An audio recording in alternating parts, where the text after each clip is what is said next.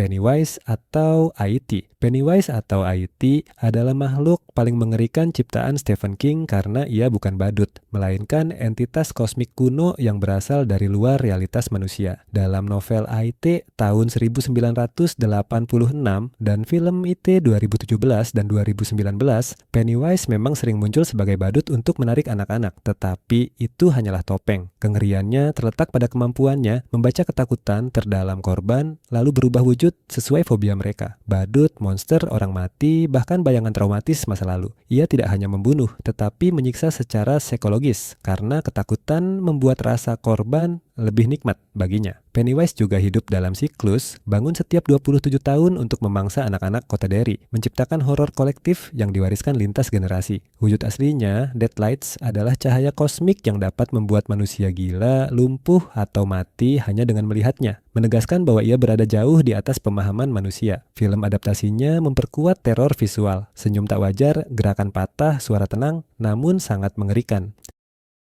Langoliers. Langoliers adalah entitas pemakan realitas. Dalam novela The Langoliers tahun 1990 dan film TV adaptasinya The Langoliers 1995, makhluk ini hidup di dunia sisa waktu, tempat masa lalu yang sudah ditinggalkan oleh waktu normal. Mereka digambarkan sebagai makhluk bulat, berbulu dengan gigi berputar seperti gergaji, selalu mengunyah tanpa henti. Kengerian mereka bukan hanya pada bentuk fisik yang grotesk, tetapi pada konsepnya. Langoliers datang untuk menghabiskan dunia yang sudah tidak berguna, termasuk udara, bangunan, dan akhirnya makhluk hidup yang terjebak di sana. Saat mereka mendekat, suara dentingan dan raungan mekanis menandakan bahwa eksistensi itu sendiri akan dilenyapkan. Dalam filmnya, atmosfer sunyi, makanan tanpa rasa, suara yang mati, burung beku di udara, membangun rasa tidak wajar sebelum para Langoliers muncul. Mereka tidak bisa diajak negosiasi, tidak marah dan tidak sadar akan korban. Mereka hanyalah fungsi alam semesta yang kejam dan impersonal. Cujo. Cujo adalah horor yang sangat brutal. Dalam novel Cujo tahun 1981 dan film adaptasinya Cujo tahun 1983, teror berasal dari seekor anjing Saint Bernard besar yang terinfeksi rabis. Penyakit itu perlahan merusak otaknya, mengubah hewan peliharaan yang setia menjadi mesin kekerasan tak terkendali. Kengerian Cujo terletak pada realisme brutalnya. Tidak ada kutukan, iblis atau sihir, hanya biologi dan nasib buruk. Cujo tidak jahat, ia sakit, dan justru itulah yang membuatnya tragis sekaligus menakutkan. Ia menyerang tanpa motif, tanpa ampun, dengan kekuatan fisik nyata yang tak bisa ditawar. Situasi semakin mencekam ketika seorang ibu dan anak terperangkap di dalam mobil rusak di tengah panas ekstrem, kehausan, dan ketakutan, sementara Cujo menunggu di luar. Filmnya menampilkan teror jarak dekat, geraman, air liur berdarah, mata kosong, dan serangan mendadak yang terasa sangat mungkin terjadi di dunia nyata. Cujo menakutkan karena ia menghancurkan ilusi bahwa monster selalu berasal dari hal gaib. The Shine dalam karya Stephen King, The Shining 1977, film The Shining 1980 dan Dr. Sleep 2019 memiliki kemampuan psikis yang membuka manusia pada horor yang tak seharusnya dilihat. Orang yang memiliki Shine seperti Danny Torrance dapat melihat roh, membaca pikiran, dan merasakan peristiwa masa lalu maupun masa depan. Kengeriannya terletak pada fakta bahwa kemampuan ini tidak bisa dimatikan. Hotel Overlook memanfaatkan Shine untuk menyerang pikiran, memperbesar trauma, rasa bersalah, dan kemarahan hingga korban perlahan kehilangan kewarasan. Jack Torrance tidak dirasuki secara instan. Ia dihancurkan sedikit demi sedikit, membuat horornya terasa realistis dan psikologis. Dalam film Stanley Kubrick, teror diperkuat lewat kesunyian, lorong kosong, dan penampakan roh yang ambigu. Penonton dibuat bertanya apakah yang dilihat nyata atau hasil kegilaan. Dr. Sleep menambah lapisan horor dengan memperlihatkan bahwa orang bersin diburu oleh kelompok True Knot yang meminum steam penderitaan mereka.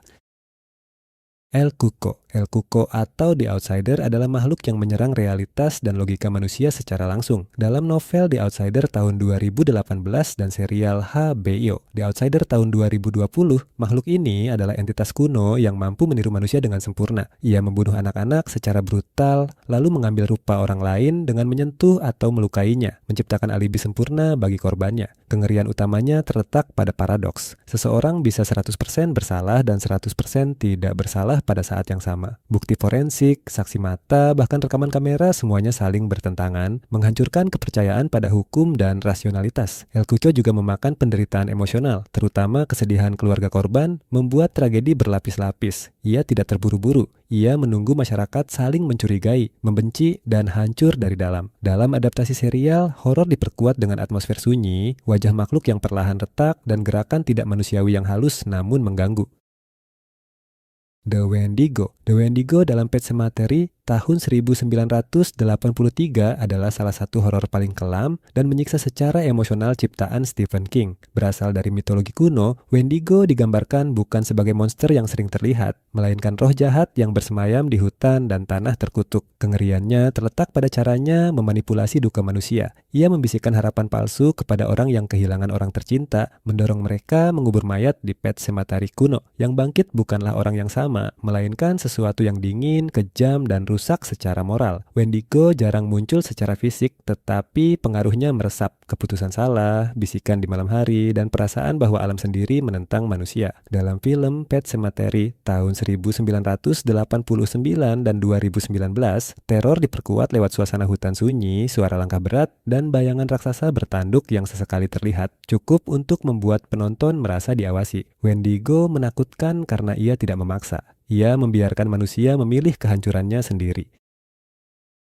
The Mist Creatures. Makhluk-makhluk dalam The Mist adalah horor murni berbasis ketidakpastian dan ketidakberdayaan manusia. Dalam novela The Mist tahun 1980 dan film adaptasi The Mist tahun 2007, kabut tebal menjadi gerbang ke dimensi lain yang dihuni oleh makhluk raksasa, serangga mutan, predator bertentakel, hingga entitas kolosal yang bahkan tak bisa dipahami ukurannya. Kengerian mereka bukan hanya pada bentuk fisik, tentakel berlendir, mata tak wajar, tubuh seperti mimpi buruk Lovecraftian, tetapi pada fakta bahwa manusia sama sekali tidak siap. Senjata, logika, dan ilmu pengetahuan menjadi hampir tak berguna. Kabut membuat ancaman tak terlihat. Kematian bisa datang tanpa peringatan dari arah manapun. Filmnya memperkuat teror lewat visual makhluk raksasa yang hanya tampak sebagian, menegaskan bahwa ada sesuatu terlalu besar untuk dilawan. Namun, horor terbesar justru muncul dari manusia sendiri. Kepanikan, fanatisme agama, dan keputusan brutal di dalam supermarket. Akhir film yang terkenal sangat gelap menegaskan pesan utama. Dunia tidak adil, monster mungkin tak terkalahkan, dan harapan bisa menjadi hal paling kejam.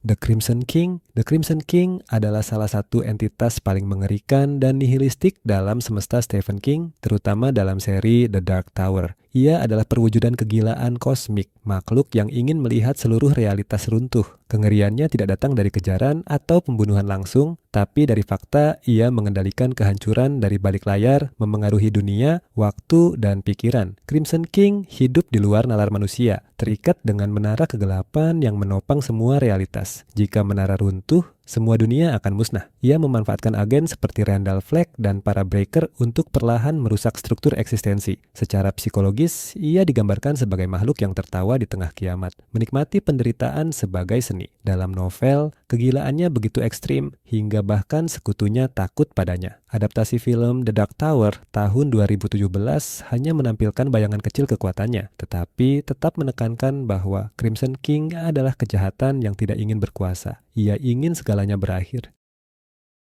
Vampir Jerusalem Slot. Vampir Jerusalem Slot dalam novel Salem Slot tahun 1975 adalah salah satu entitas vampir paling menyeramkan dan dark karya Stephen King. Berbeda dari vampir romantis, vampir di kota kecil ini adalah wabah sunyi yang menyebar perlahan. Dipimpin oleh Kurt Barlow, vampir kuno bergaya Nosferatu. Teror muncul bukan lewat ledakan kekerasan, melainkan kehilangan demi kehilangan. Tetangga menghilang, anak-anak jatuh sakit, dan orang mati kembali mengetuk jendela rumah keluarganya sendiri. Kengerian utamanya bersifat psikologis dan sosial. Satu kota kecil yang religius dan akrab perlahan berubah menjadi sarang mayat hidup, sementara penduduknya menyangkal kenyataan. King menekankan rasa putus asa. Saat malam tiba, tidak ada tempat aman, bahkan rumah dan gereja kehilangan makna suci. Adaptasi film Salem Slot tahun 1979 dan 2004 memperkuat horor visual dengan adegan ikonik anak melayang di jendela, memohon masuk, menguji naluri kasih sayang manusia.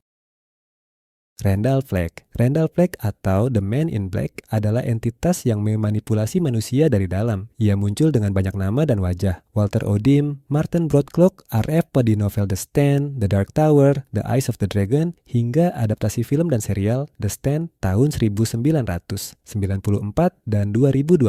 Kengerian Flagg terletak pada caranya memanfaatkan kelemahan manusia, rasa takut, ambisi, dendam, dan iman yang rapuh. Ia jarang membunuh sendiri. Sebaliknya, ia membuat orang saling menghancurkan, lalu berdiri tersenyum di balik kekacauan. Flagg tampak karismatik, tenang, bahkan meyakinkan, membuat pengikutnya rela melakukan kekejaman atas nama ketertiban atau kebebasan. Ia juga tidak bisa benar-benar mati. Setiap kali dikalahkan, ia kembali di dunia lain, waktu lain, seolah kejahatan itu sendiri tak pernah punah. Dalam adaptasi visual, Flagg sering digambarkan sederhana dan manusiawi. Justru itulah yang menakutkan. Ia menunjukkan bahwa iblis tidak selalu bertaring. Kadang ia berbicara pelan, tersenyum ramah, dan membiarkan manusia menjadi monster bagi sesamanya.